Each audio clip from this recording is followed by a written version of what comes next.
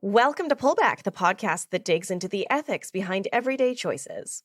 We are a proud member of the Harbinger Media Network, and you can check out our partner shows at harbingermedianetwork.com. I'm Kyla Hewson, and I'm here with Kristen Pugh. Heyo. And today we are reintroducing one of our favorite episodes. And this one is all about sugar. And it's our favorite because we love sugar. And it's a great episode that will make you feel good. Right, Kristen? It was definitely a really fun episode to record. For this one, we brought in Lex Sundarsingh, who is she's an academic, she's an historian, and she looks at sort of the role of sugar in early sort of labor complaints. So she had a really interesting perspective on the subject. She's also researched food diplomacy in the past, and I think we're gonna put together that initial chunk for this re-release. So tune in if you want to hear more about pad thai robots. Is this the episode where we learned about fish lice for the first time? I think it is. Yep. Yeah. Yeah, this was the OG fish lice episode, even though the topic was sugar. Yeah, it's just that's how interesting Lex is. So everyone can tune in for this throwback and enjoy it. And I can promise you, this is one of our earlier episodes. So my favorite thing about doing these encores is that I get to touch them up. So this is our HD re-release, the director's second cut. Enjoy, everyone.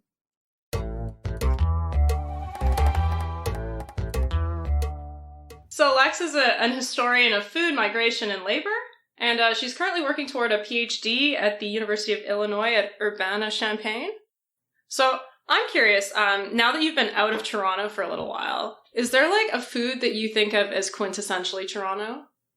I don't know if I think about it as like quintessentially Toronto, but because I'm not in a major city, there's not as many like street hot dog vendor things. Sure. There are a lot of food trucks. Mm. And there are food trucks that I wasn't expecting. Like there's a Pandemonium Donuts, which apparently was founded, I think, by alumni. And they like stop and they're like on campus and they will sell until they run out of donuts. And then they're just like, okay, we're done now. And they have a brick and mortar shop, but they have like continued to use the food truck.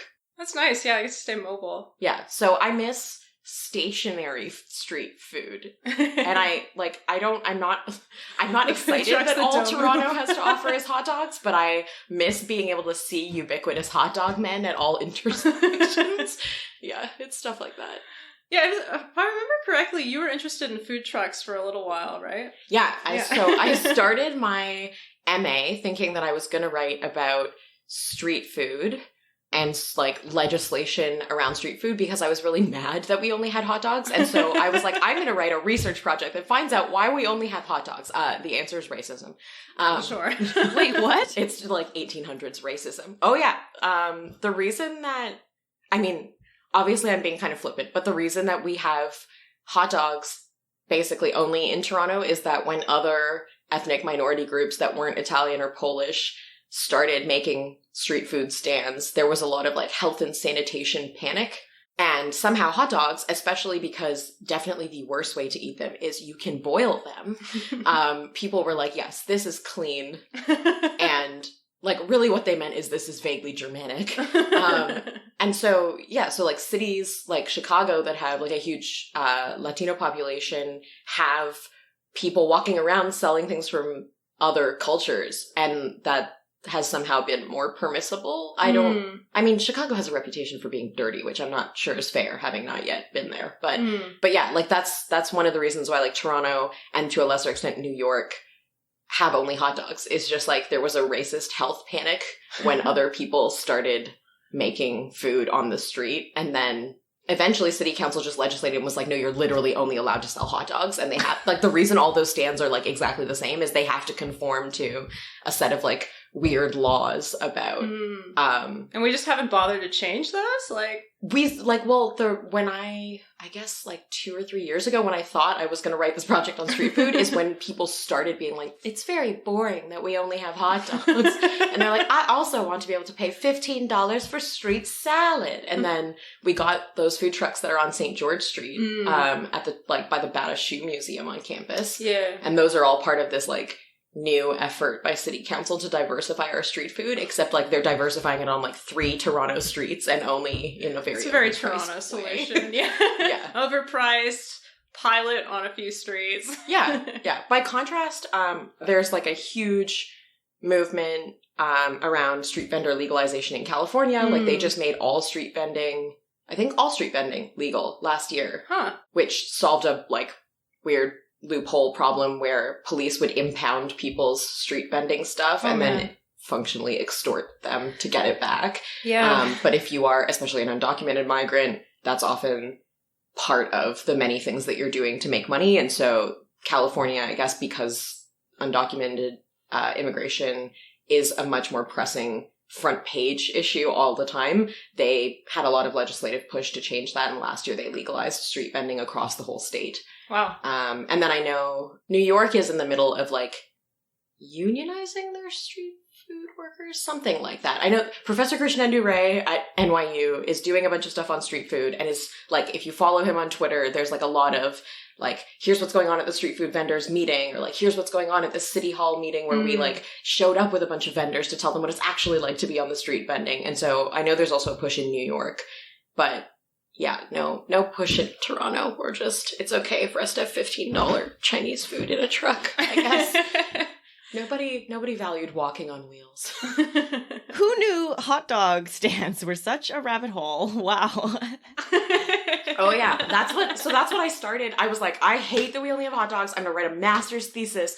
Why do we only have hot dogs? And then it got really hard to dig the documents out.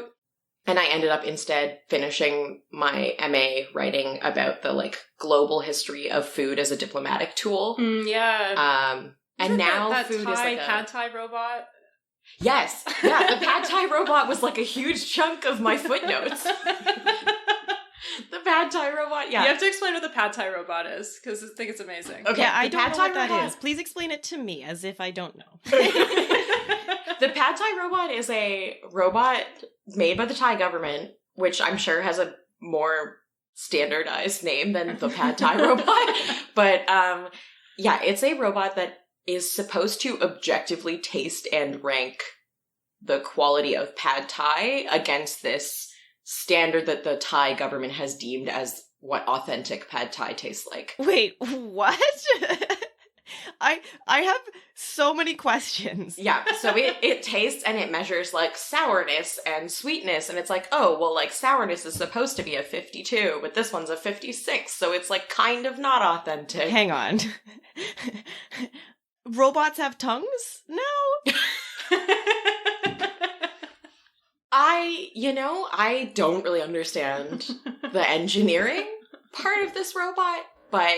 Does it work? So from what I understand, it measures like the chemical signature of the pad Thai, and it can like scan for compounds.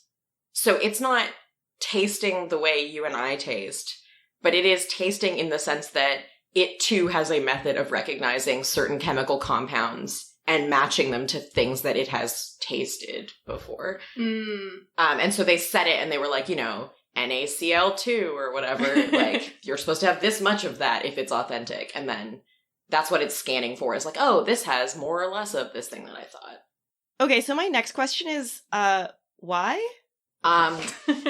Well, as I discovered in my MA project, this is like the most recent development in what I termed gastropolitics.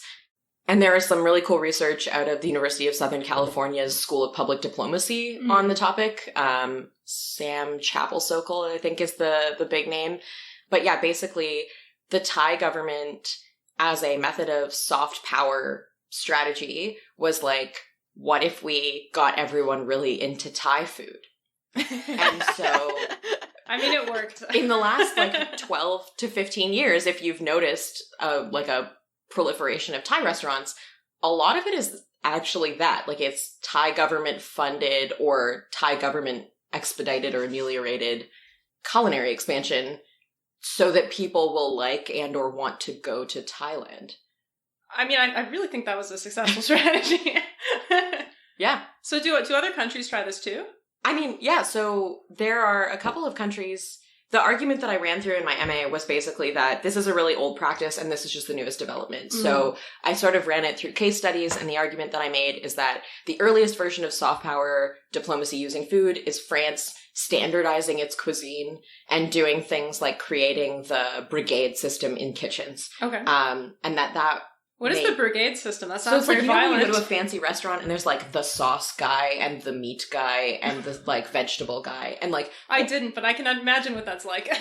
So when your dish gets cooked in many fancy kitchens, there's like a dessert person and a sauce person and a meat person, and like you order, I don't know, like steak and asparagus, and it's actually like mosaic composed by a brigade of people in the kitchen. And so like an order comes through for steak and asparagus, and in many restaurants what happens is like the vegetable guy, because it's usually a guy, cooks the asparagus and puts it, and then the like meat guy makes your steak, and then there is someone who's checking that the composition of your plate matches what they've decided plating looks like at the restaurant. Wow. That sounds honestly less fun as a cook. You're just focusing on one thing. Yeah, and like there's like a hierarchy, like wow. If you like people don't often want to work in pastry and desserts, and it's like people do want to work in the like complicated meat/starches section. Yeah, and so this is all a French invention, and a lot of formal restaurant stuff is a French invention, and I argued that that was one way of becoming dominant. And so that's why you have like different styles of dining in the 17 and 1800s. Like you can dine a la Russe, which is where everything is put on the table and you take a little bit of it and really all of it is cold. And then you can dine like a la Française, which is where everything comes out in courses and like it's composed by a kitchen brigade. There's like a lot of this mixed in with like the history of the Ritz-Carlton and the history of like hotel dining and like women getting to go out to restaurants for the first time. Right. And, yeah. Were women not allowed to go to restaurants? For a while, they were very male spaces. Interesting. And then women started going to tea houses, and then the, like, fancy lunch that people go to when they see a matinee show at the theater becomes, like, socially acceptable for men and their wives, and then... Yeah, but women wouldn't be able to go by themselves. They'd have to be escorted by a man, right? Oh, yeah. I mean... How would they know where to go? Honestly. And also, they don't have pockets, so who's holding their money? You have to bring your husband for his pockets. That's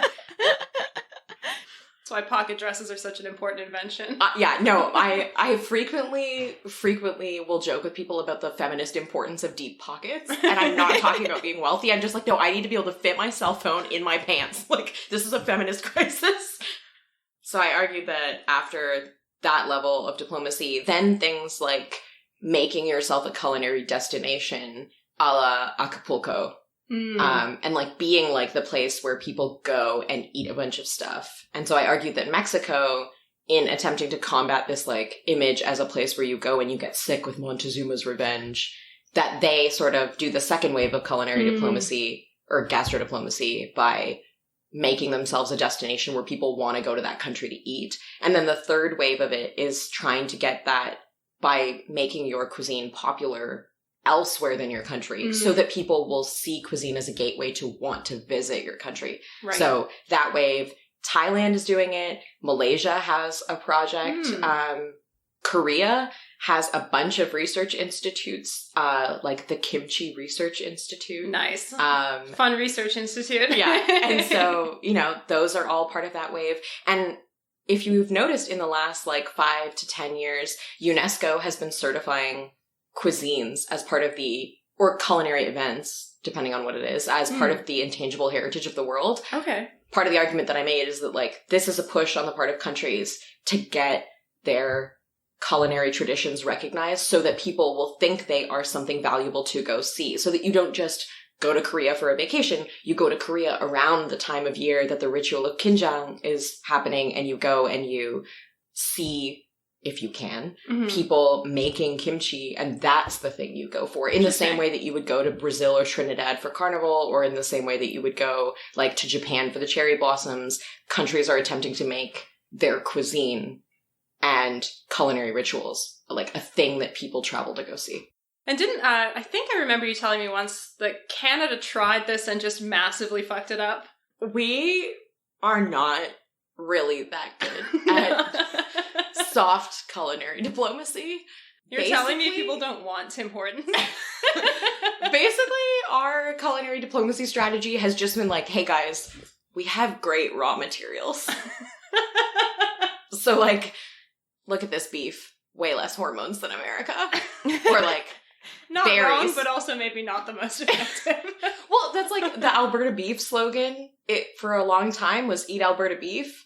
And then the mad cow crisis happened. Sure, yeah. And then after the mad cow crisis abated, they were like, oh, we need a new slogan.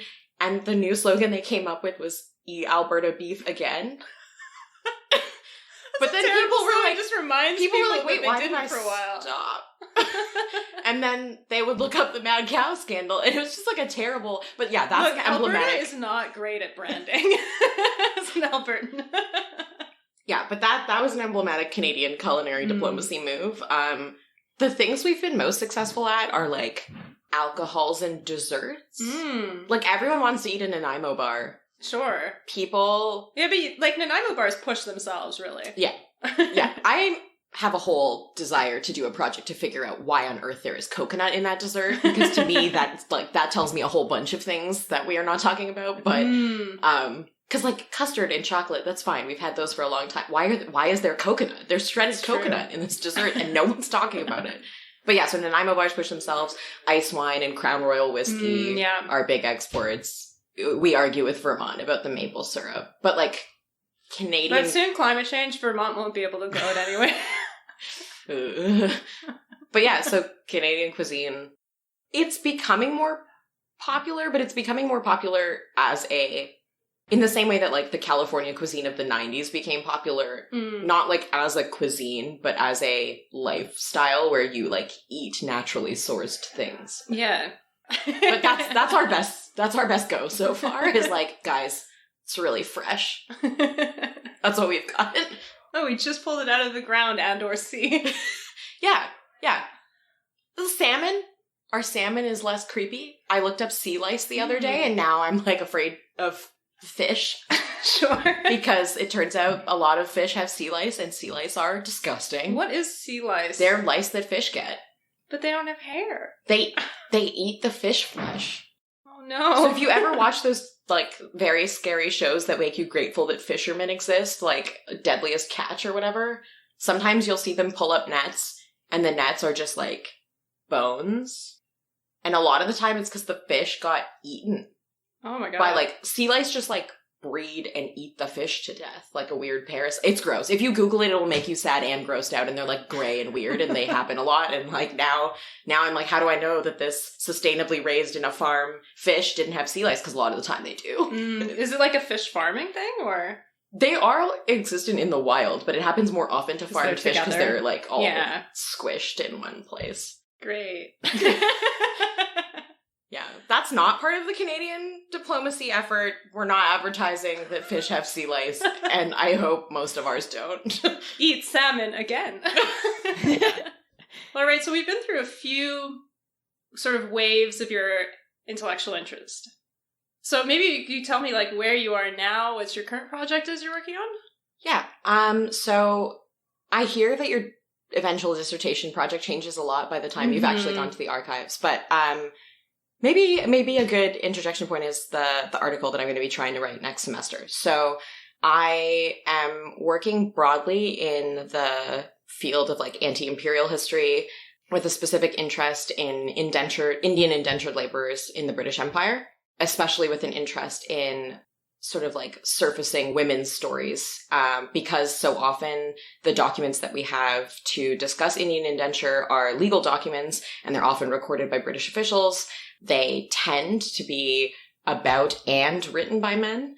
And then when women do surface in the story, it's often for really upsetting reasons. Like it's like, oh, we're at a murder trial. Oh no. And this woman is dead. So I guess we'll just all talk about how that happened. And so as a consequence of that, I think the story is a little skewed. And the story is that like a bunch of single male migrants left India. They did work in various kinds of agricultural and mining labor. And this is like India's like ignored diaspora because of the shame around indenture and around the conditions that people live through. But the truth is that actually a ton of women also indentured, and their stories are just less written. And so that's what I came into grad school with an interest in. And as of next semester, I'm working on a project specifically that looks at, I found a set of complaints made by laborers to the protector of Indian immigrants, which is an invented position that is supposed to sort of be a stopgap measure against all these human rights abuses that are happening on the plantations. I have 17 complaints, and 14 are by men and 3 are by women. And I'm sort of looking at these complaints and what they are saying is happening in contrast with what the protector of immigrants writes home in his annual reports, so that I can sort of ask questions about what was life actually like on these plantations. Why did people complain about the things they complained about? Why are other things that are definitely happening left out of complaints? What does that tell us about social life on these plantations?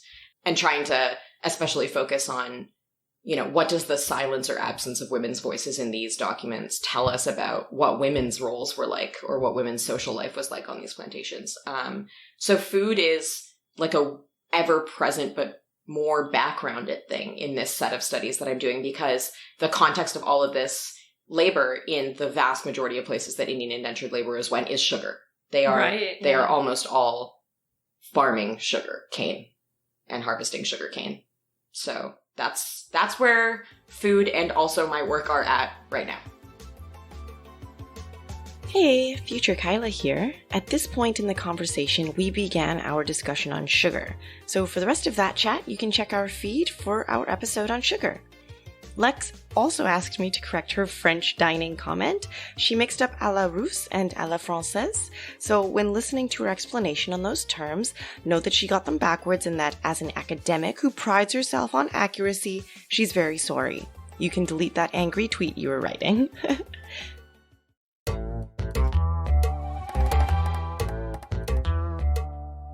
I don't know a lot about the history of sugar production, but from what I've heard, it's like one of those industries that is really heavily tied to slavery and various human rights abuses. And I mean, for this episode, I've looked a little bit into the present day, and spoiler alert, it hasn't changed all that much. But I don't know if you could tell us a little bit more about the history of sugar, if you... Yeah. So I haven't read it in a while. I'll probably be revisiting it over the break, but the most famous, and I think like most digestible history of what this industry is like, is Sidney Mintz's Sweetness and Power. Okay. Which is, first of all, an amazing title, and is also very lyrically written. But Mintz was an anthropologist of the Caribbean, and he's considered one of the sort of like founders of food history, because this book is so important to most food historians. It's very lyrical, but it's also very history from the bottom up, which is why I appreciate it. His grounding in actually working with laborers in sugar fields means that that's where his questions all start, is in the fields with these workers. And he sort of looks outwards to try and ask, why has sugar been so popular forever? Because apparently, with notable exception of maybe 2 or 3 decades, sugar production and consumption has only ever gone up. Really? So, I mean, and that doesn't surprise me anymore, looking at a modern North American diet. But yeah, so Mintz is writing about sugar production, and he notes a couple of things. One, that it is super tied to slavery.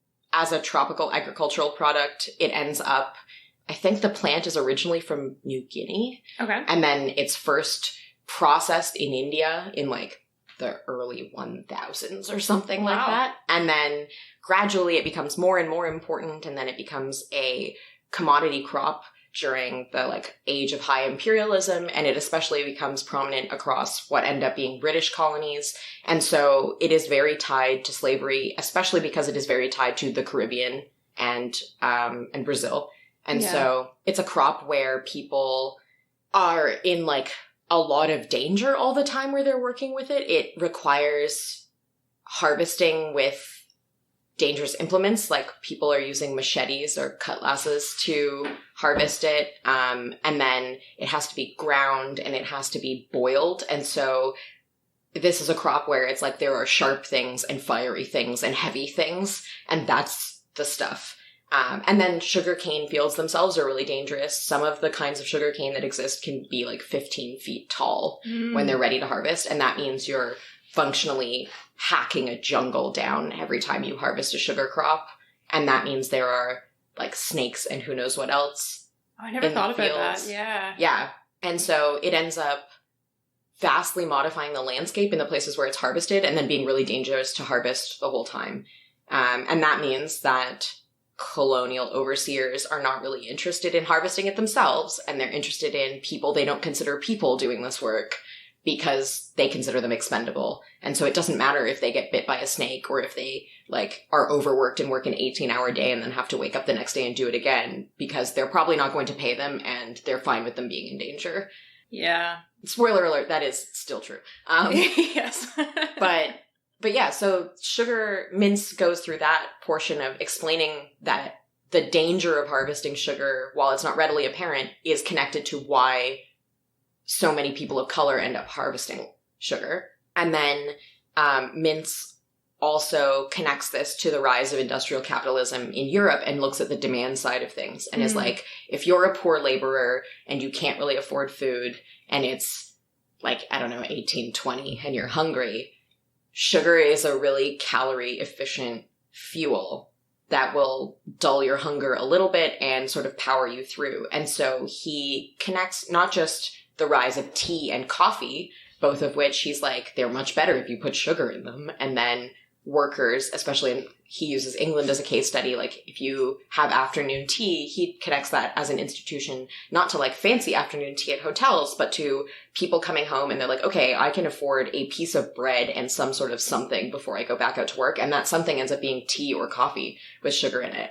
And then he tracks that and is like, okay, well, once it's incorporated in your diet that way, then things like jams and preserves and then cakes and then candy bars and then all of those things become popular as really like high calorie but small things. And so that imbricates the story of sugar with the story of chocolate and the story of all the other sort of like tasty treats that are growing all in colonial spaces, and they're all tropical crops. Yeah. So yeah, I guess the history of sugar is like, it has its own history, but that history is impossibly connected to, like, you can't separate it out from all the things we put sugar into.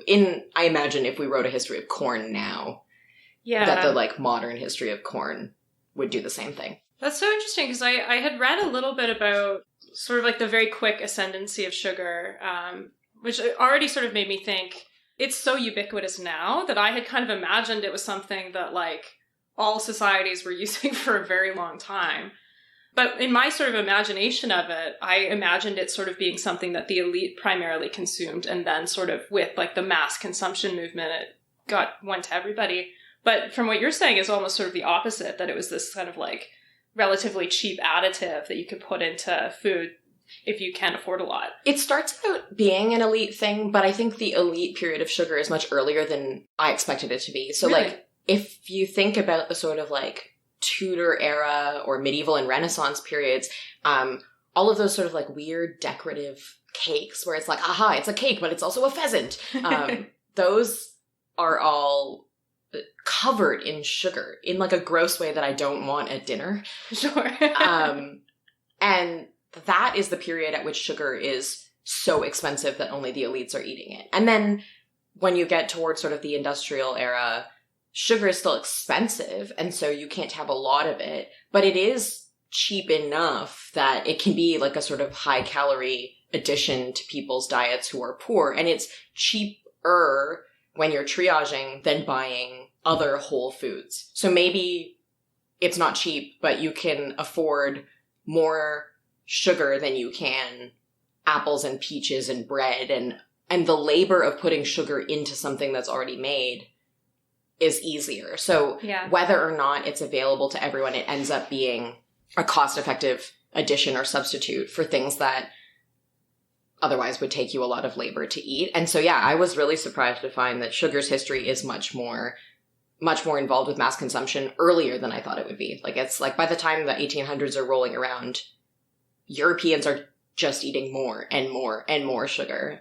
Mince has some like really fantastic statistics where I think it's by like the early 1900s, the like average per person consumption is something crazy, like 40 grams. Wow. Where it's like, wow, like at this period of time, I wouldn't have expected that. Yeah, I actually don't know how much sugar we consume in a day. I just assume it's way too much.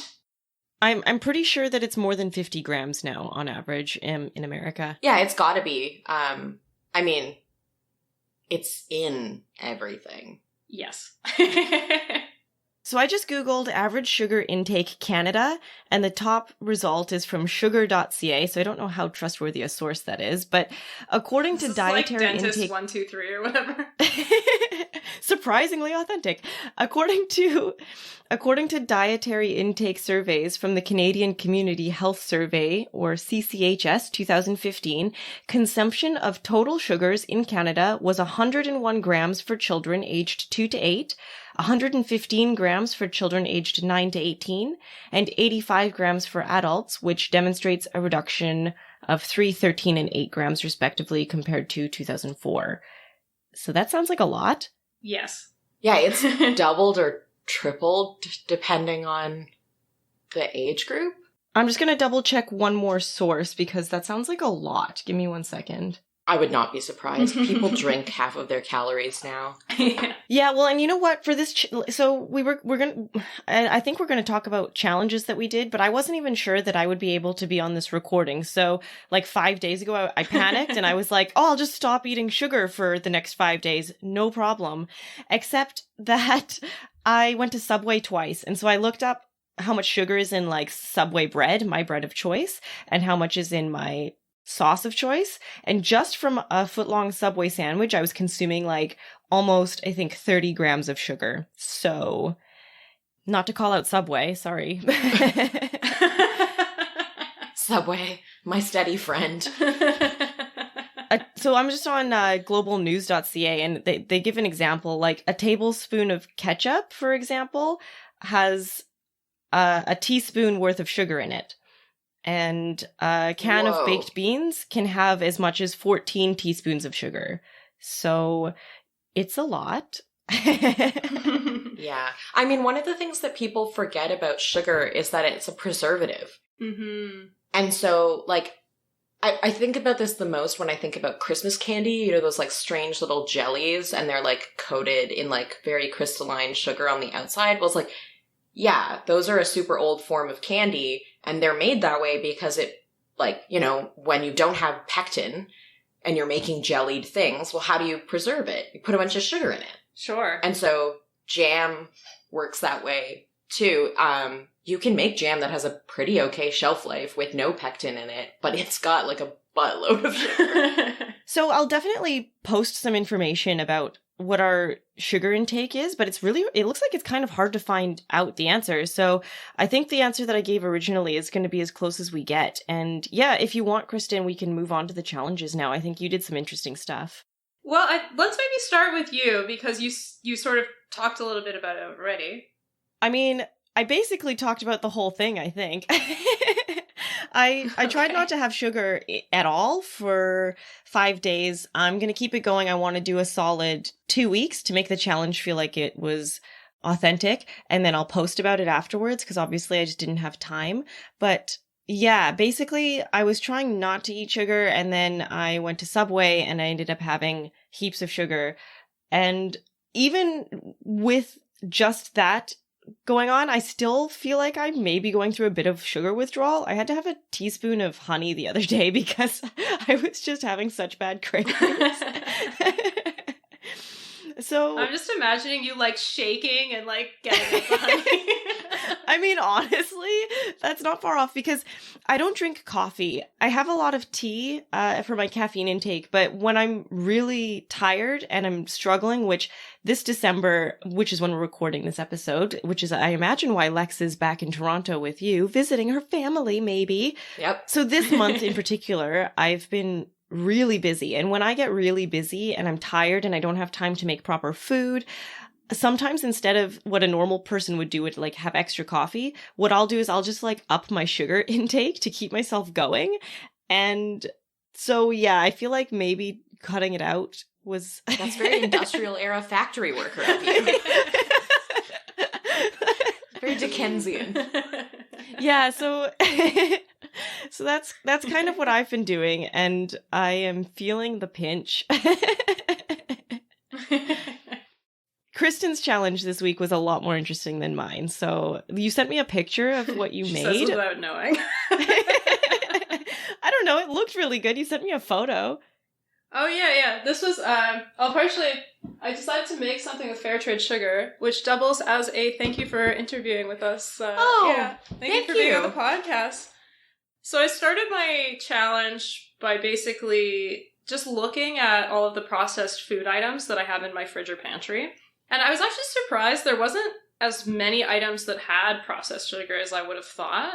But yeah, I did have the gelato that was originally in that container. Had sugar in it, of course, and then there was some sugar in these like veggie pot stickers that I eat, and I did not expect that, but probably should have. And then strawberry jam, of course, and then a few sauces, basically, was the other stuff. And essentially, the only one that was certified for anything at all was an organic seal. Otherwise, nothing. It was just regular sugar, and so I mean, we'll talk about labor in the sugar industry, but almost certainly that means, in the best case, poverty level wages, and in the worst case, just straight out like slavery and child labor. So it's not great. So I also tried to do sort of like a lighter version of what Kyla was doing. I was just trying not to buy anything like snacks and things like that had sugar.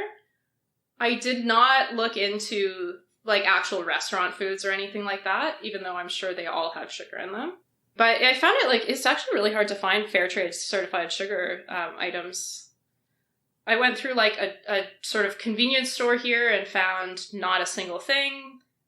And then eventually I went to like there's like a local organic grocery store called Big Carrot in Toronto. So I went there and I was like, surely they'll have fair trade. And they did. They had one item, or one sort of brand that had a bunch of chocolate bark items that were all fair trade, so. Do fair trade certified items have to have all the ingredients be fair trade, or is it just the dominant thing? I mean, we're going to have to do a whole episode on fair trade because it was very complicated. But, so yeah, fair trade, there's sort of two different buckets. So you can have fair trade certified, which means that there are certain standards that a company would need to adhere to for either the product or the supply chain. And then that gets sort of verified by a third party. And then there's fair trade member. And that essentially just means that you have like small producers or retailers or whatever that pay into a membership for a fair trade organization. And so they do have to adhere to the values in order to be members, but there's not sort of like that audit process. So like could be a little bit less rigorous, I suppose. Although I will say, so in the Christmas episode that will have released by the time this podcast comes out, we talk about 10,000 Villages. It's a fair trade shop in Canada. And it is a member fair trade organization. So they have a few items that are fair trade certified, but most of the stuff is just with companies that are fair trade membership. But I think the idea is that you're part of a movement and that trust is built in that way. So you may not necessarily need the certification process. But to answer your question more directly, a lot of the times it'll just be one ingredient that is fair trade certified or a few. The product that I ended up buying, it had basically everything except for the salt was organic. And then there were, I think the chocolate, let me see if I can what find Kristen it. is describing, I believe, is chocolate peppermint bark. Is that what you ended up buying? No, it's it's a chocolate, hazelnut, and crispy rice bark. I thought you made it from scratch, and I'm really disappointed now. No, this was a different, I also made a thing with fair trade sugar. Yes, sweet. Okay, sorry for doubting you. That's what that is the thing I made. You actually, I didn't particularly like this chocolate bark, so this is very good, what I made for you, but the bark that I bought, I don't love. So I won't say the brand, because I didn't like it that much. But they had, like chocolate, cocoa butter, cane sugar, and vanilla. Those were all fair trade. And then almost everything was organic. And you were saying that it's really hard to buy anything really. Like you can only get 1 or 2 items. Is it because sugar is just so ubiquitous that nobody cares and nobody's shopping for it? Or like why is it that all of our sugar is evil and we don't have a lot of options? Well, I think it actually is more about fair trade. I mean, there's probably a little bit of both, that like you need sugar to be cheap, I think. And yeah. But on the other hand, there's just isn't a lot of fair trade. It's one of the hardest to find labels when you're like looking in a grocery store, at least from my personal experience, unless you're looking for like coffee or tea, where there tends to be a lot. So is the only way to not be evil when consuming sugar is it just to not consume sugar?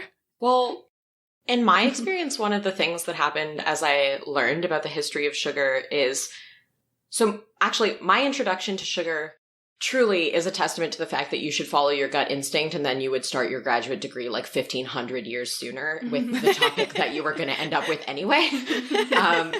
Because when I was in my freshman year of undergrad, I was in a geography course, at the University of Toronto called Food, Environments, and People. Okay. And our end of semester project was you had to pick a food item and try and follow its like geographic chain, talking about the labor conditions along the way. And I was like, cool, I'll do sugar because there's tons of writing about sugar and this will be fine. And the actual truth of the matter was that it was not fine, and I couldn't find anything because it's obscured. And I thought that the solution, when I found out about the terrible labor history in tropical sugar, would be to start eating sugar made from sugar beets. And I was like, great, Canada, we have labor laws. But then I know what you found. I couldn't find which sugar was sugar beets and which sugar was sugar cane. Oh, there is a trick for Canada. I found that out. Although, we'll talk about sugar beet production and its history in Canada.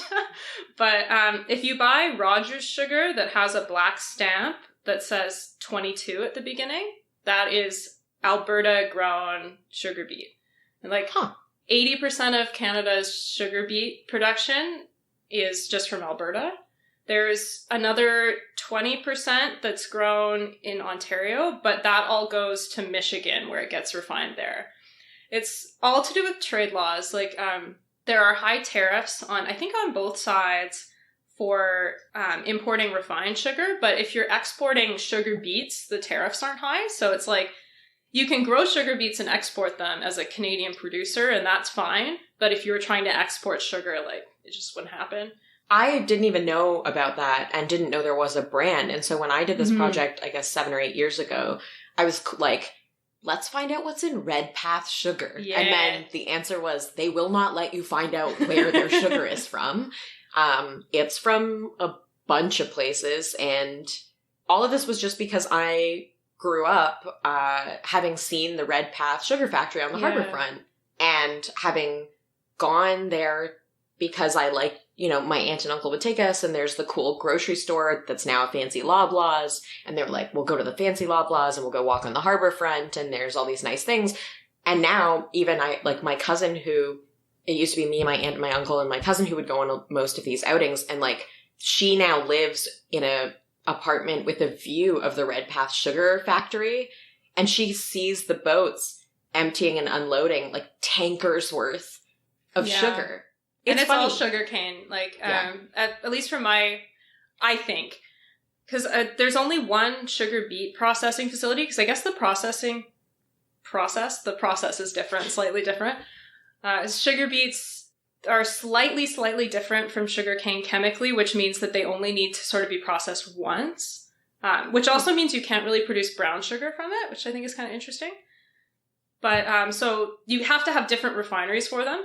And there's just one refinery for sugar beets in Canada, and it's in Taber, Alberta. And then there are 3 refineries, maybe more, because I think there's one in Belleville too. But they're basically 1 or 2 in Ontario. Then there's one in Montreal, and there's one in Vancouver. And they're all sugarcane, other than the one in Alberta. And I assume they're all in deep water ports. Yeah. Yeah, it's like, we can't grow sugarcane. Yeah. as a plug for anyone who's super invested in seeing the inner workings of this whole sugar story and also is in or lives in the Toronto area, I discovered it at the Doors Wide Open Festival in May, but certainly at Doors Wide Open, Redpath opens the big, like, room, storehouse? I don't know what to call it, where all the sugar is. And you can, like, go into that room, and it's like a football field long, big warehouse looking building that is full floor to ceiling with, like, mounds of sugar.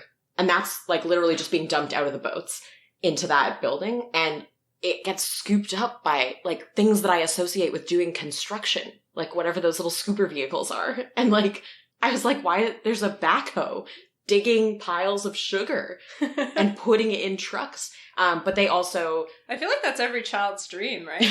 It's gotta be. And then year-round, there is the Redpath Sugar Museum, which, like, has a bunch of very euphemistic captions and pictures of sugar barons. And you can go, and they're like, the workers. I'm like, I think you mean slaves. Yeah. So maybe it's time to talk about the baggage that I found with Canadian sugar beets. Because I thought, sugar beets, that seems kind of nice. I saw this how it's made video, and it was like this British farmer, it was all mechanized. I was like, this is great. It doesn't seem like it's going to have a lot of labor abuses. The factory seems really efficient. Bad. I was not correct. And actually, it may be the case that, like, labor today in the sugar beet industry in Canada, I suspect it's relatively good because it is mostly mechanized. But that was sort of like a recent development. So in the history of Canadian sugar beet production, there are two massive shames. The first one is Japanese internments. Oh. Yeah, so for those that may not know about this, during World War II, about 12,000 Japanese Canadians were sent to work to internment camps or to work in various places. And one of the places that they ended up going was to sugar beet farms in Alberta and Manitoba. Yeah. So basically at the time, there aren't these big machines, so harvesting sugar beets is actually pretty labor intensive. And so about 4,000 ended up going there. And it's just really terrible working conditions. And, of course, these people are sort of displaced from, mostly living in British Columbia. So they're sort of moved, all their property's gone, and they end up working long hours for little pay on these sugar beet farms. I wasn't specifically able to find the link, but Rogers Sugar on their website talks about how they got involved in beet sugar processing in Alberta in the 30s. So I have to imagine, because we've never had that many sugar refineries. So I have to imagine that Rogers then is processing sugar that is coming from interned Japanese Canadians. So that's bad. The second one that we might also have expected is that Canadian sugar beets were farmed by basically bonded labor from Indigenous people. And this was like way more recent than I would have thought, It only ended in the 1980s, basically. Oof. Yeah, it's not great. Whoa. What? Well, how did they get into the bonded labor? So essentially, it's northern Métis communities on the prairies. And so they're living on reserves and in a lot of cases didn't have sort of a lot of employment opportunities. So basically they'd be recruited by farmers to help out with the harvest in the summer. And the Department of Indian Affairs was basically helping these farmers to coerce people because they'd cut individuals off of social assistance if they wouldn't go down to be on these farms. And they also would take children away. So people that don't have a lot of employment prospects, need money, sort of really depend on social assistance, are then being pushed by the government to go work on these farms, farming sugar beets, and to bring their children with them. And if they don't go, then the Department of Indian Affairs takes their children away. And if they do go, sometimes the Department of Indian Affairs takes the children away. So, yeah, shit's fucked. And then is that, so I assume the kids were being sent to residential schools in that case. Yeah, so I was thinking about this because, like, residential school's not shut down yet. It must have been that at least for some kids, they're going to residential schools throughout the year. They come back to be with their families, and then they're working on these sugar farms all summer. So, anyway. Fuck. Yeah, and there's documentation Lex, is that something you know about? I had no idea about this at all. No. Although, I will say that the idea of bonded or indentured labor is not a novel sugar industry innovation. No.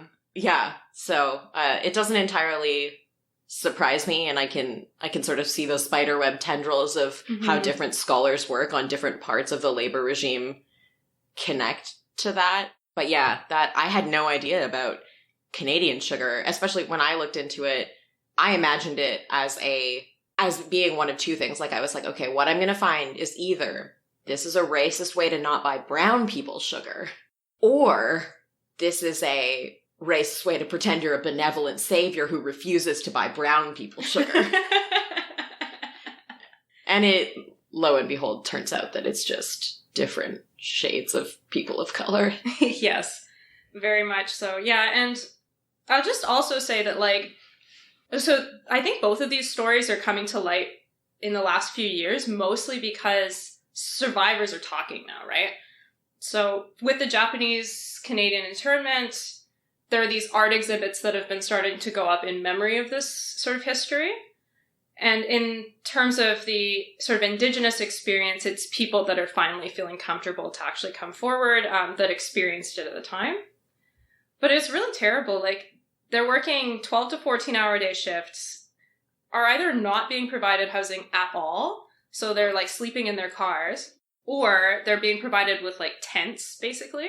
They also were just subject to, like, constant racism.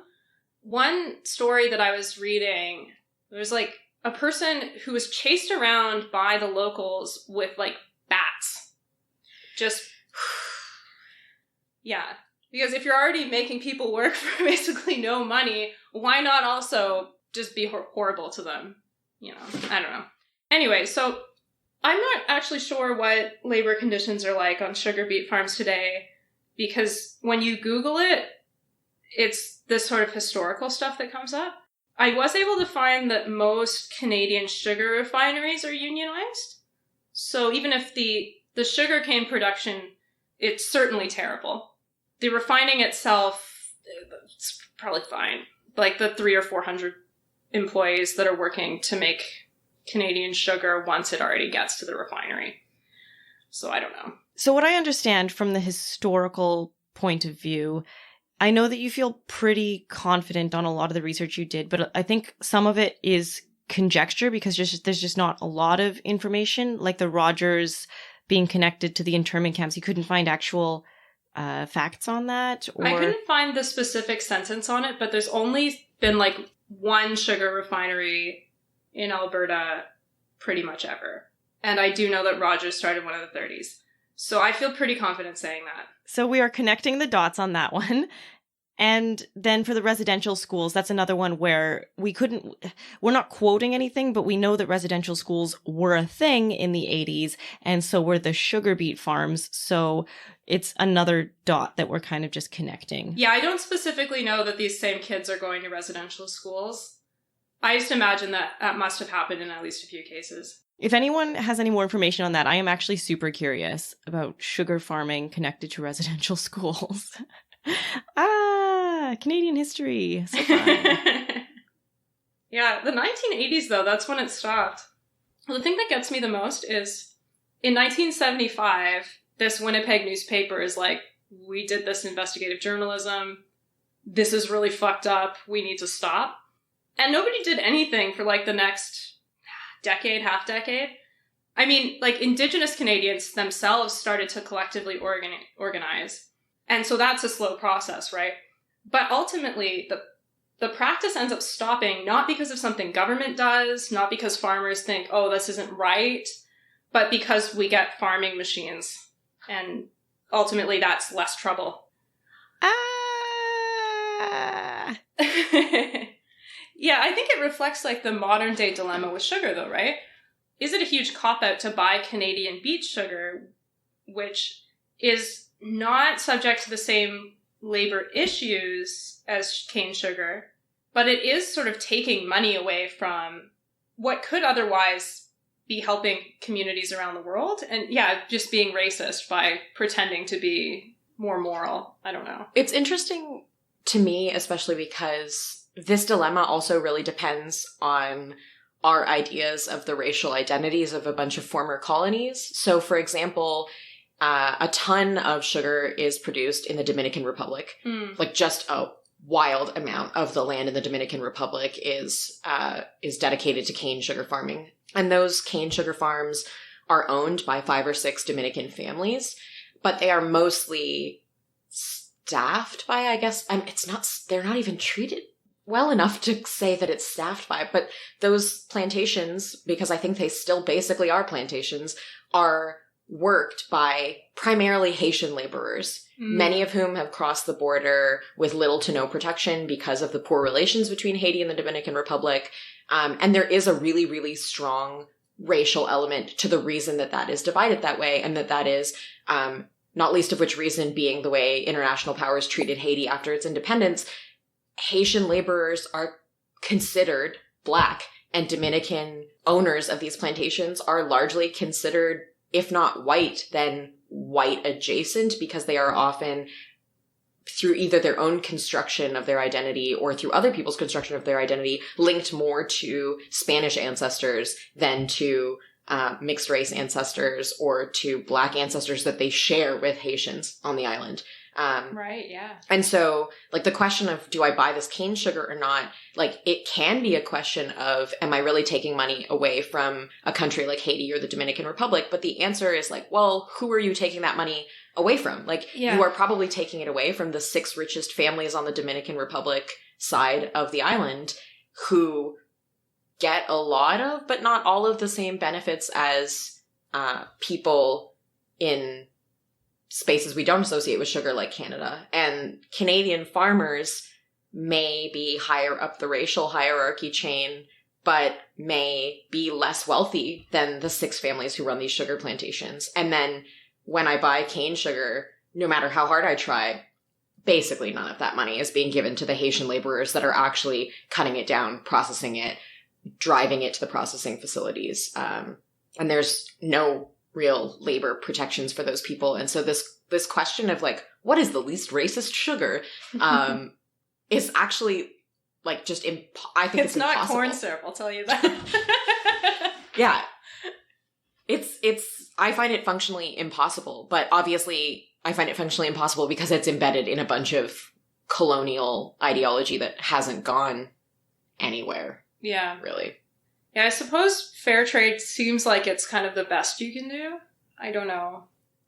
Because I think when I look at cane sugar production, I'm like, it's impossible to get away from the fact of what we were just talking about with unions, where it's like, of course, in my eyes, the processing chain of sugar is constructed that way because the extractive, labor-intensive part of the process is harvesting the natural or raw materials in a tropical climate by people of color primarily. And then in the, possibly ethnically diverse, but probably slightly more white environment in Canada where the labor is unionized, that's the labor of like added value, where you process this thing that was made very cheaply elsewhere in the world in a Western space and then sell it for much more than it costs you. And so I also don't find it that surprising because that is literally exactly the model of sugar consumption that was happening in the 1800s when it got popular. And so sometimes this question of fair trade seems a lot to me like a certification for a change that didn't happen at all. Yeah. Although, like, to be fair to fair traders, their whole idea is we need to be compensating the people at the point of extraction fairly, And I'm sure even fair trade prices are maybe not fair. I don't know. But at least first of all, at least they're above the legal minimum wages in those countries. which are not adequate to make a living. There's this sustainability label called Bon Sucro, and they have some human rights elements, so they're better than not certifying. One of their rules is that you have to pay the legal minimum wage, which it just seems like that should be the floor. Not something that you specifically get a certification for. But as we know in sugar, there's a lot of like bonded and forced labor and exploitation of other kinds. But yeah, even with that level, in places like Bolivia, the minimum wage is so low that these people still like are living in pretty extreme poverty, even if they're getting a rate that Bon Sucro considers to be a decent human rights standard, I guess. I think it's also important to ask what role sugar is playing as a sweetener. I know both of you, Kyla was saying that she like reached for a spoon of honey during her challenge. And I think one of the things that has been such a successful and nefarious part of sugar's history is that it is so ubiquitous that we think of it as the obvious answer for sweetener, when historically and culturally that's mostly not the case for a lot of people in the world. And when I think of like really old-fashioned foods like applesauce, like that's what it was like to eat sweet stuff if you were a person who couldn't afford sugar. And so in some places, like when I see someone selling jaggery in an Indian grocery store, that makes sense to me because that is a like less valued and less refined form of sugar. What is jaggery? I think it's kind of like the unprocessed bits of sugar at the first stage of refining. It's a very common sweetener in Indian food, which makes sense because India is the first place that we know of that refined sugar. And so when I see people in Indian grocery stores selling jaggery, that makes sense to me. And I'm like, well, regardless of where this was produced, this like fits. But then, for example, if I go to David's Tea and they offer you the option of whether you want sugar or honey, or now there's a lot of options for, do you want agave syrup? And I'm like, well, like, great, it's not sugar. But also, like, hot take, maybe the monocrop industry of agave is not a great move for us to get into to get away from sugar. Like, I was like, I think everyone likes tequila and mezcal, but also there's some problems.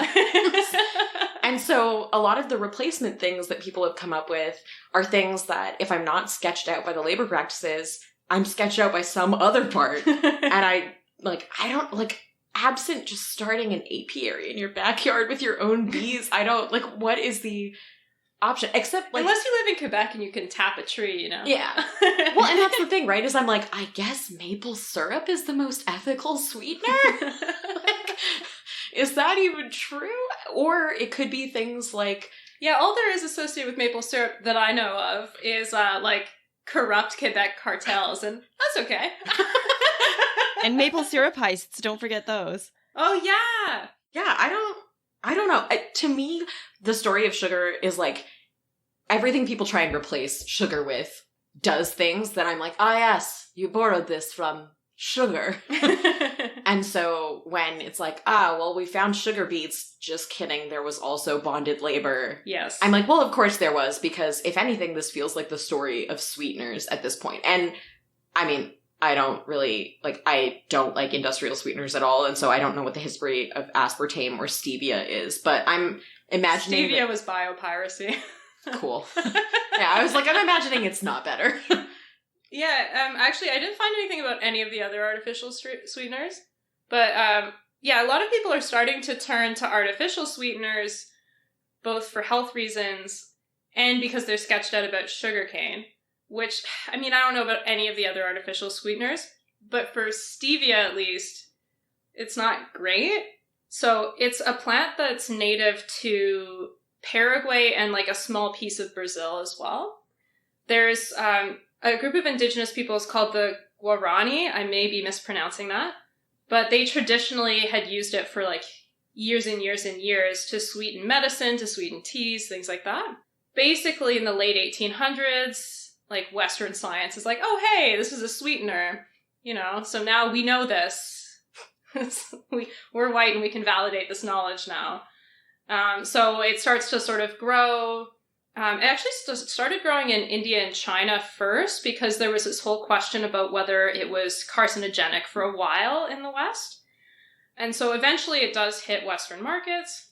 So now There's this sort of complicated regulatory process that happened, but because there was this concern about it being a carcinogen, the stevia lobby pushed for like a product of processed stevia leaves called Stevial Glycosides. So that has approval. So you can sell that in like the States and the EU. But you can't buy stevia leaves because they haven't gone through this approval process because like there's no big stevia leaf lobby. So like for indigenous smallholders, you can't sell it directly to the States or to the EU, or I also assume Canada. So you have to go through these like few stevial glycoside producers who then sell it at like a huge markup. So it's become this whole problem because the Guarani, first of all, the only benefit they've received so far is like the small amount of labor that they get as smallholder farmers selling these stevia leaves, which they are not paid fairly for. But secondly, these like stevial glycoside companies are now in this race to create synthetic stevial glycosides. And so soon there will be no work for the like traditional holders of this knowledge, and all of the profit will be just held in these like stevia companies, basically. So it sounds to me, Kristen, like the solution is the next time I'm craving a sugar hit, I should reach for an apple. Except that sucks because, as you know, from our Christmas episode... Although I don't know about how apple farming works, Kyla. Oh, yeah. Oh, shit. But I was going to say, as you know from our Christmas episode, I make hella good cookies. And it's hard to bake if they don't sit in a box for 3 weeks. Shade. All right. The crunchiest cookie I've ever eaten.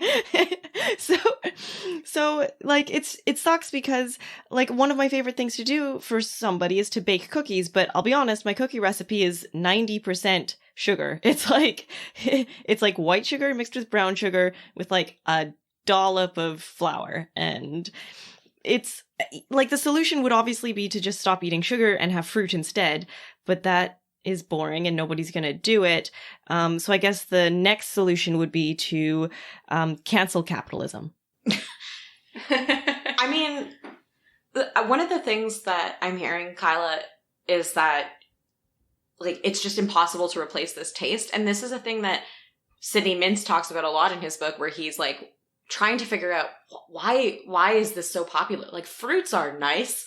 They are nice. Why sugar? And the answer that he comes to is that it's one of the only things we eat as humans that is like an elemental taste, for lack of better words. So like salt tastes like the mineral salt, like, and that's the thing that tastes like that. And all other stuff that tastes salty tastes adjacent to that mineral. And sugar is the same way, where it's like all other things that taste sweet aren't sugar. They're sugary. And so... Okay.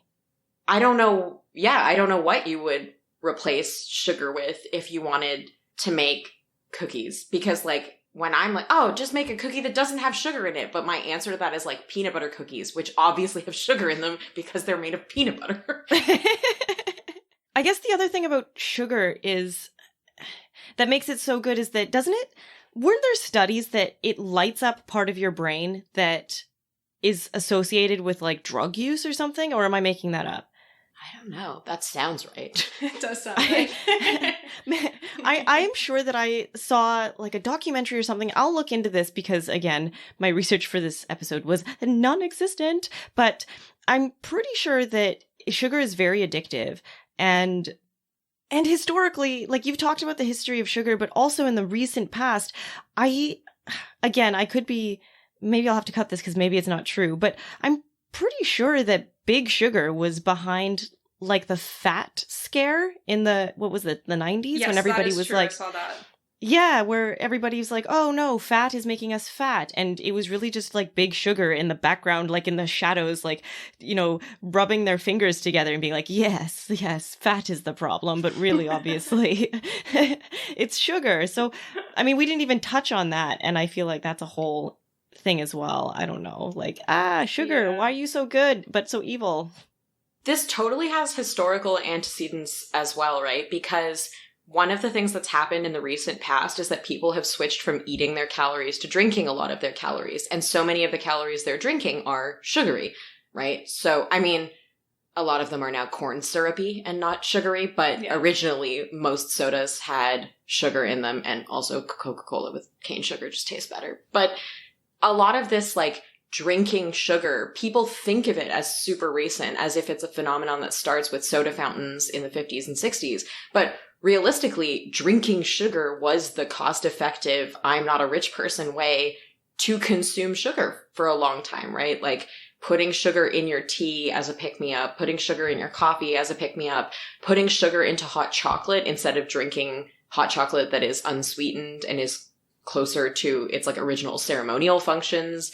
All of these are ways that people are consuming sugar. And, like, obviously drinking sugarcane juice didn't get popular in the West, but sugar as, like, a snack that you drink is not an uncommon thing historically, especially in places where sugar actually grows. And then it becomes a mainstay of Starbucks drinks and Coke and all these other beverages. And then that is, I think, where I see, oh, like, and now big sugar is like, yes, fat, right. But really the transition that allows for that is that people started drinking sugar, which is, like, I don't know, at least 200 years old. Yeah. Well, and that's part of what makes it so hard to give up as well, because, and like I was saying, for my challenge, I reach for sugar. Normally I drink water, but if I am in a really rough spot and I need energy, I'll reach for a Coca-Cola or an energy drink, because sugar, it tastes good, it's addictive, and it gives you energy. So there's all of these amazing things that it does for your body. People were using it in the past because it's, you know, it's calorie rich. So if you don't have a lot of food, then it's a great way to store calories. I don't know. It's just, like there's a reason that it's so ubiquitous, that it's so popular, and that it's so hard to give up. Yeah. I think also the things that you have both been mentioning that are replacements are things that are replacements until people got sugar. And then all of a sudden those decline in popularity. So it's like, I associate dates with Christmas. That's when my family eats dates. That's probably because we are not from a place where dates are a thing that are around all of the time. And so dates become like a seasonal treat. But if you're from a place that has dates are really good until sugar is cheaper. Yeah. And then sugar does the thing that dates used to do for you. And I think that's become the case in a lot of places that have cultural and historical options for sweetener that are not sugar, is once sugar and slave labor appear on the scene, sugar wins out over everything else that people have had. Yeah.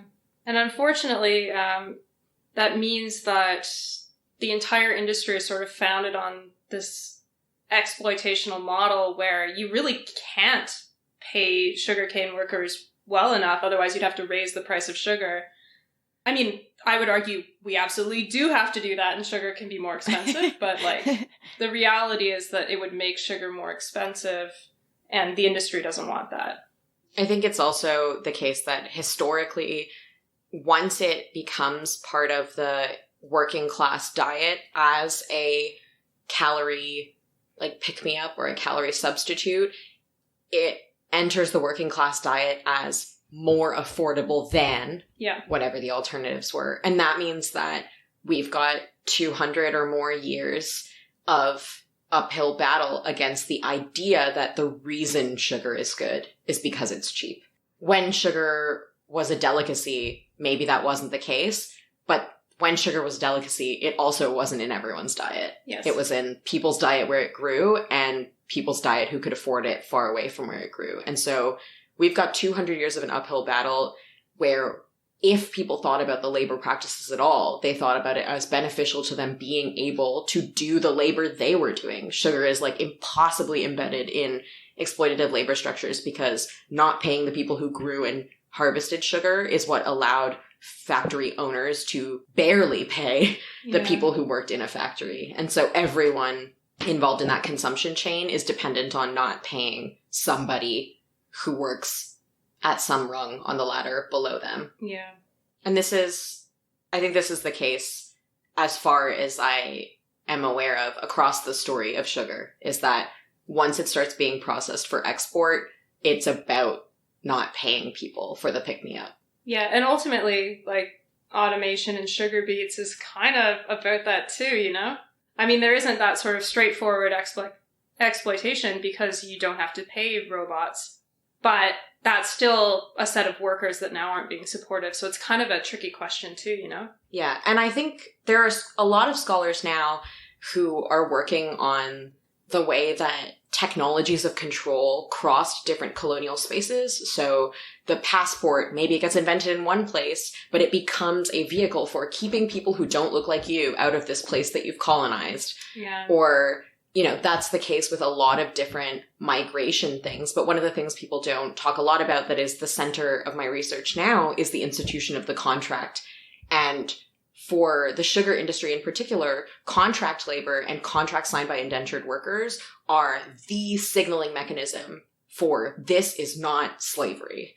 And Yes. the difference between sugar as farmed by indentured laborers and sugar as farmed by slaves is the contract. But the realities on the ground for the people that I study are sometimes there are no differences. Like sometimes those differences are non-existent. They're sharing field space with people who were recently enslaved, or they're sharing field space with people for whom this has been made the only option for them to work. And the signaling mechanism for consumers to believe that they're on the good side is, but look, everyone who farmed your sugar said they wanted to. Yes. They all consented. And so the institution of the contract, I think especially in spaces like Canada, and this goes back to our talking about the unionization of the Red Path factory, is like the institution of the contract is how I would know if something was fair. It's like, oh, I'm paying them the amount I promised I would. But so few occasions are we asking, like, is that amount of pay an amount of pay that is reasonable? Yes. Not just what we promised we would pay. Yeah, and how equal was the bargaining table, you know? Yeah. Yeah. And in the case of sugar, the bargaining table has almost never been equal. Indentured laborers were often running away from different social issues on the subcontinent in India, or they were attempting to form a new community because they found the one they were in to be oppressive, or they were leaving because they wanted to improve their family's conditions at home and they were going to send remittances. And that is still the case with a lot of workers, especially in the Dominican Republic, for example. But the bargaining was often done where you signed your indenture contract in the port in India. You don't know anything about the person you're about to go work for. And so now the complaints that I'm reading are, like, they're devastating. There is one complaint where a woman, it's like 5 lines long, and she basically says, I'm sick. The manager told me I have to go out to the field anyway. I can't because I'm sick. Also, I have an infant baby that if I go out to the field, will be alone in the barracks. Oh, or the other complaints are things like, I told the manager I was sick. He locked me in a windowless room with all the other laborers who are sick. When I told him I was sick today, he said, go to the police camp. I ran away to complain instead. And so this like question of unequal bargaining terms is not even just about when you said you would do the labor. It's also about what the labor is like in the middle of harvesting sugar. Like sugarcane has to be processed super close to the point at which you cut the plant down. Yes. Because the chemistry of the plant changes the longer it's not attached to its roots and eating nutrients. Yes. And so that means that it is a really labor-intensive practice. It's a very time-sensitive practice. And this becomes tied to the institution of the contract, where one of the central contentions is, are we going to pay laborers for task work, do this many things, and you get this much pay? Or are we going to pay them wage work for this long, and you get this much pay? Yeah. Yeah, and especially for something so seasonal, it's probably not fair to pay what would be the equivalent of an hourly wage if you're working that like 35, 40 hours a week all year, because it's really just during the harvest that they're able to work, at least in this practice, you know? Yeah, and that becomes a central question really early on in the practice of harvesting sugar. Slavery is abolished in the 1830s in the British Empire, and indenture contracts are starting to be signed in the 1830s in the British Empire. And that question is immediately on the minds of planters and administrators and workers, because one of the central contestations is workers saying, my contract says this, but I'm not being paid this much. Or you know, they're arbitrarily shifting the goalposts on the plantation about what constitutes a fair amount of task for the amount that people are being paid. And I don't think those questions have gone away. I just think that we're not familiar with the story of the technology of exploitation. We're familiar with the story of exploitation, and we're familiar with this teleological narrative that says things are less exploitative now. Yeah. But we're not really familiar with what technologies of governance or technologies of control have allowed exploitation to prosper. And by only questioning things like, should I eat sugar? Should I eat sugar from this country? It means that we sometimes drop the ball on things like, should those people have signed that contract? Is my eating sugar supporting an institution? Yeah, and I will also say that what I read about modern slavery in the sugar industry, it actually sounds quite similar to indentured servitude. I was reading a sort of a report that looks at modern slavery in Brazilian sugarcane. And essentially what ends up happening is they'll recruit from within like the favelas, and in some cases also sort of rural villages that are quite poor, but oftentimes it'll be sort of from the slums, and they'll pay up front. So you get a small amount of pocket money, and then there's sort of the promise of good work and good wages, and people get driven out into like remote Brazil where they're out of sight, out of mind for most people. And then they're told, like, you're in debt because of the cost of the food and the transport and to get you here, and sometimes also the tools to extract the sugar cane. And then people sort of end up getting stuck in this situation where they have never really actually consented to work in the conditions that they're in, but they now have like this indebtedness, and they're often sort of illiterate, not able to sort of understand their own rights or to sort of articulate them. And also, like, they're so far away that they don't have recourse anyway, so... I think this is one of the reasons that I was really drawn to the study of indentured labor in particular, and it so happens that indentured labor is attached to the story of sugar. But one of the things that I have found is, I took a class in my last year at U of T. I think it's still being taught. It was in the Diaspora Studies department, and it was just called Modern Slavery. Immensely depressing. But one of the things that we talked about is, you know, what makes this slavery? And there's a huge reluctance to use the word slavery now because people rightfully are concerned that calling things slavery in a contemporary context diminishes how much attention we pay and how much compassion we have for enslaved peoples who suffered under American chattel slavery, for example. And that's, especially in the North American context, that is what people think of as slavery, is the enslavement of people from primarily West Africa being imported to the Americas and the Caribbean. And that's absolutely fair. It's supposed to be paid attention to. Yes. But it means that people aren't looking at a broader swath of institutions of bondage or enslavement across other geographic spaces because they're afraid that doing that means that we have to not pay attention to American chattel slavery. And I think part of what I'm attempting to do with the work that I'm hoping to publish eventually is that I want to connect those different strands of I think that those different strands of indebtedness are attached to each other. Like Indian indenture only exists because people wanted to fill a gap created by the absence of slavery or the abolition of chattel slavery in the Americas.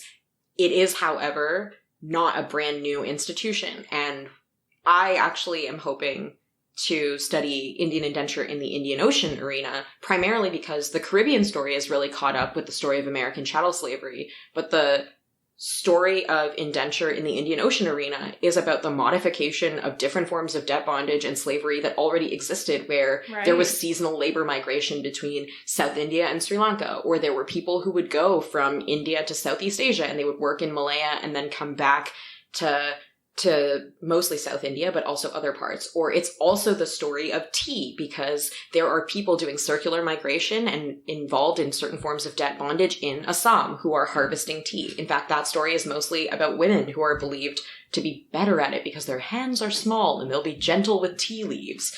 Okay. And so all of these labor institutions are connected. Yeah. And I don't think that it's impossible to recognize how bad one or another of these institutions is without also saying there were parts of other institutions of bondage that were worse. Like, the situation of women in the United States who were enslaved is not the same in all cases, but it's also similar enough that I think there should be a solidarity building project where people are like, okay, here's what enslavement looked like here, here's what enslavement looked like in this other space, here, now we have a list of ways that enslavement looked, maybe we could get rid of modern enslavement.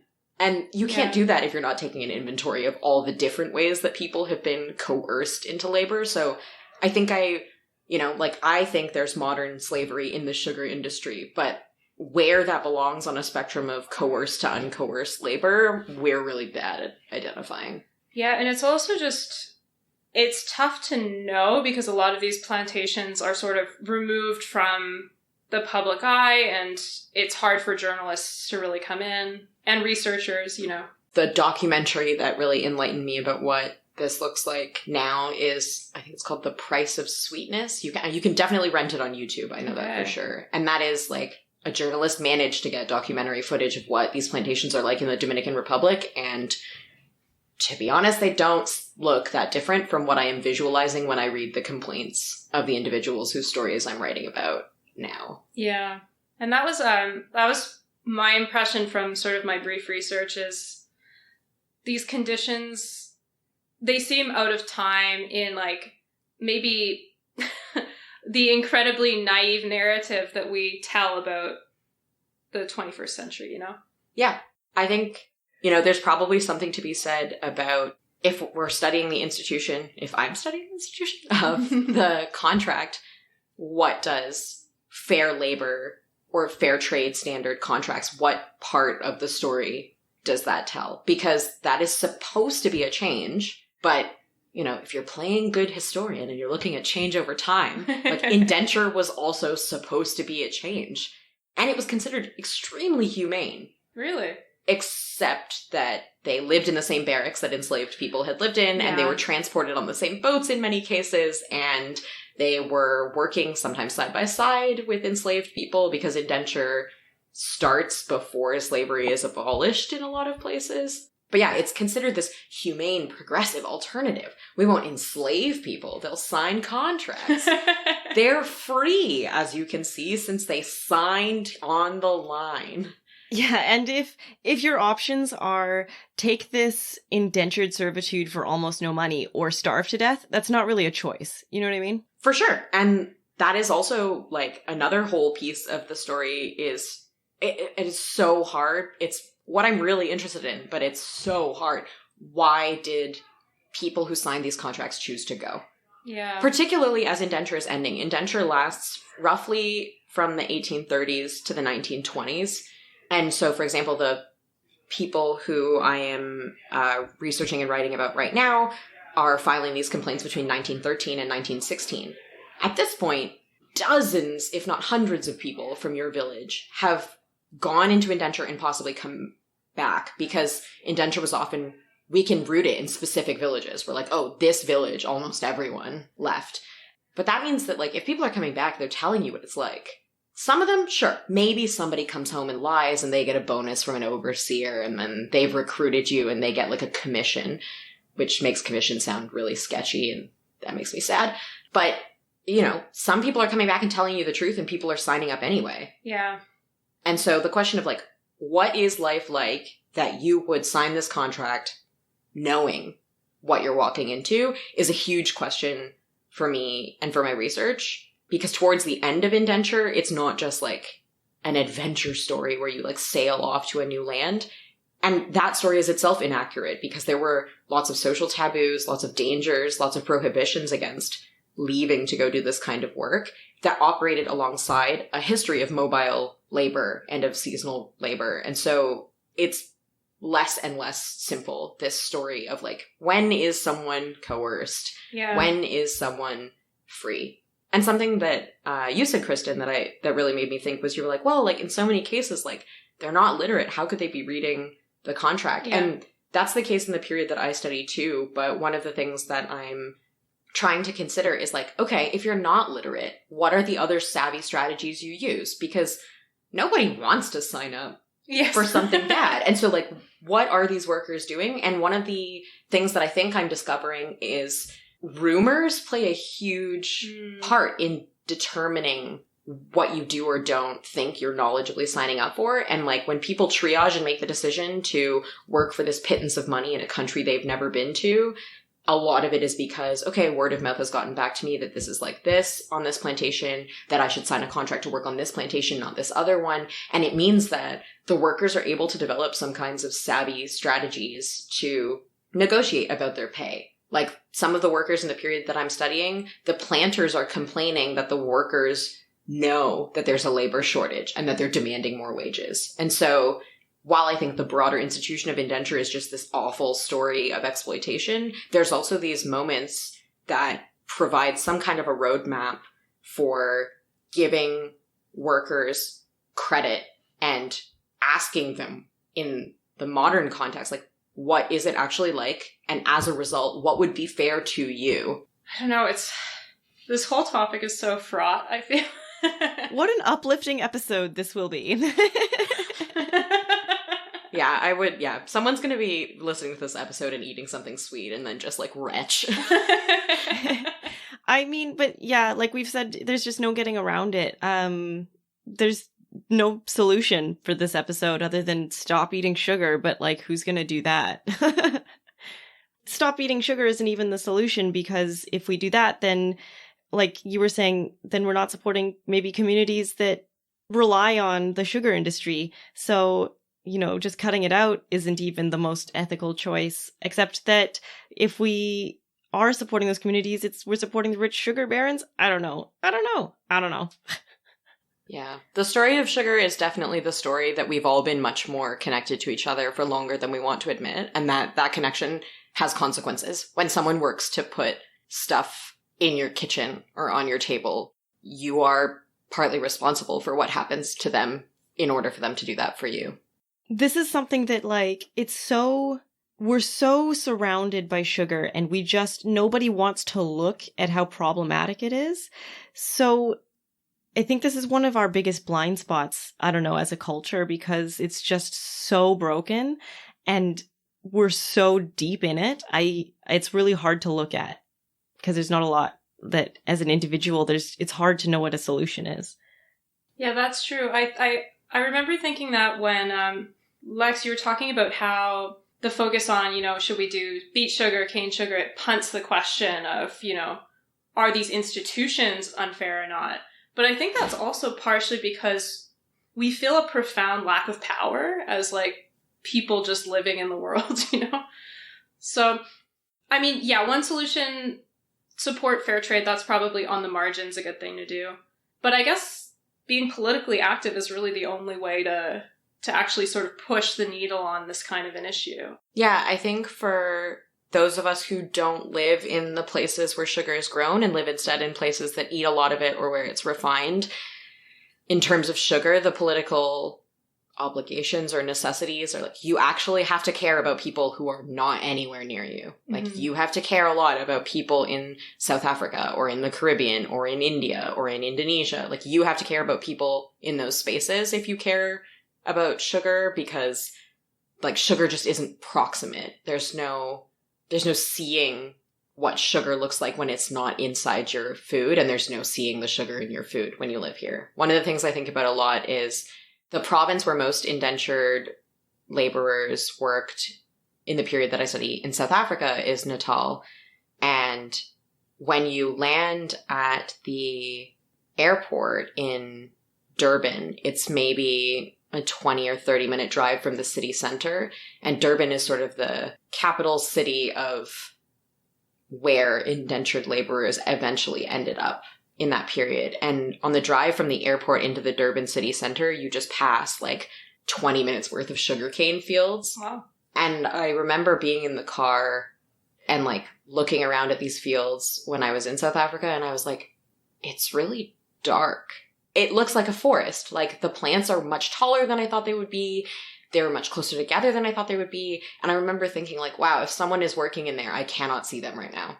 I think that's emblematic of what it is actually like to think about people in this industry is like, you can't see sugar in your food, you can't see sugar in your Subway sandwich, and you can't see workers who are far away from you, but even the people next to them might not be seeing them as often as they need to be seen, and that significantly impacts your ability to motivate. Is like the further and the more invisible this thing is, the harder that is for people to talk about. And so it requires you to like think very carefully about whether you're going to put an extra spoon of sugar in something. And it requires you to like tell everyone uncomfortable things about sugar and ruin Christmas dinner.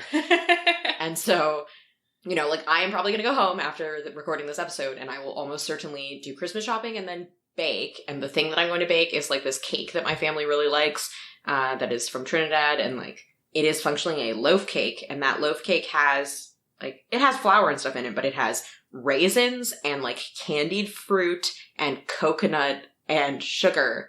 And I would love it if the like candied fruit, if I knew anything about where it came from, but like it's candied in sugar. And I will probably go home and make that, and then my family will be eating it and they're like, wow, this is amazing. And I'll be like, and also depressing. Did you know that? And yeah, I think that's the sort of like, that's my best guess at what we can do right now, is just like uncomfortably remind everyone all the time. Because I tried a similar thing to what you tried, Kyla, when I first discovered this problem with sugar, and I was like, I'm just gonna not eat it anymore. And then like, I hated my like very poorly processed chain coffee that was clearly burnt because sugar and fat are what makes bad coffee taste better. And then I like couldn't eat any of my like snack granola bar things because sugar is what sticks it together. Yeah. And then I like couldn't eat my breakfast cereal because it turns out I like the one that has the almonds and the clusters in it. And I was like, okay, cool, I'll just be hungry then, that's fine.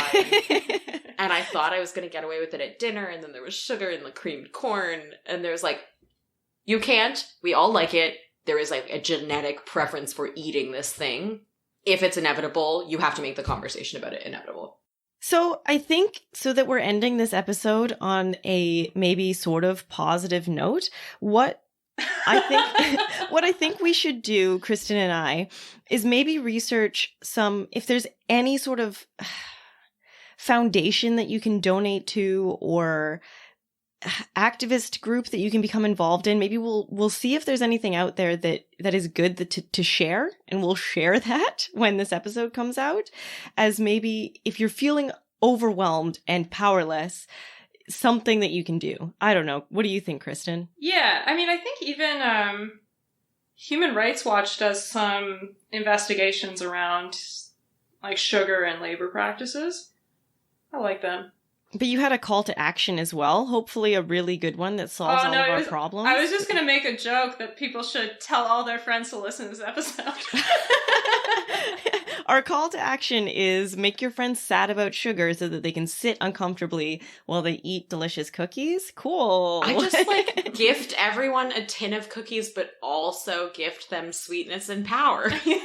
Like, you know, everyone's profoundly uncomfortable and then has this like tin of cookies to comfort eat while reading this depressing 1980s history that changed multiple fields of scholarship. Oh my goodness, I love it. So yeah, I think this episode, it's going to come out just before Valentine's Day. So what is a more perfect Valentine's Day gift than sweetness and power? And this episode. Definitely download it for your friends and listen to it on your date. So awkward. All of my scholarship is, like, not good fodder for dates. Like, have you heard about slavery? And yeah, it's not fun. Lex, speaking of your research, is there anything that you want to plug since you're sitting on a podcast right now? Is there anywhere people can find you or find out more about what you do? Oh, whoa, that's so cool. I've never been asked this question. I'm a scholar now. Where can people cite you? I'm working on researching the project that I described, and if it turns out to be well formed, then eventually it'll be able to like edit the links to this journal article if it turns into one of those. But if not, I am on Twitter as, I think, at Lex Sundarsingh. And This my is how Twitter little is- she promotes herself. Yeah, no, this is a bad moment where I discover that I don't actually understand self-promotion. Yeah, I'm on Twitter as @Sundarsingh. Not all of my tweets are about sugar. Some of them are just about movies that I'm watching. Perfect. Some of those movies are depressing, but some of them are uplifting. And then I don't have any like scholarly publications to plug at the moment, but I would tell people that if you are interested in this kind of topic, in an altruistic plug for my alma mater, the University of Toronto has a really good and developing program in food history and in food studies, and it is especially pertinent that it is primarily located on the Scarborough campus. You don't have to be married to the downtown campus to find cool stuff at the University of Toronto. And then other than that, it's just like secretly the story of food is the story of labor. So I would plug, you know, gift your friends a labor history, gift your friends a union membership supporting thing for Valentine's Day, for Christmas. Take your partner to a unionization protest. Don't cross picket lines. Yeah, don't cross picket lines. Buy people copies of Sweetness and Power. Follow my Twitter for sad tweets about labor and food. Amazing. We will do all of those Love things, and we will share any future stuff that you come up with, because it sounds like it's going to be fascinating as well as deeply upsetting, which is what this podcast really aims for, I think. Thank you. Okay, so Lex, do you have like anyone that you want to call out specifically, like a really supportive best friend or family member? Oh, man. I mean, the story of my research is the story of my family feeding me so that I don't have to stop researching. So shout out to my family for making all of the knowledge that I then gifted you possible. I think, yeah, they're the ones who made the episode possible at my end. Amazing. So I guess we'll end it here. Thank you for joining us, Lex. And Thank you guys for having me. yeah, it was a real pleasure. And hopefully we get to have you back, because I feel like you have a lot of really interesting things to say. So we'll do another one of these maybe with you if we have another topic that comes up. Sounds good.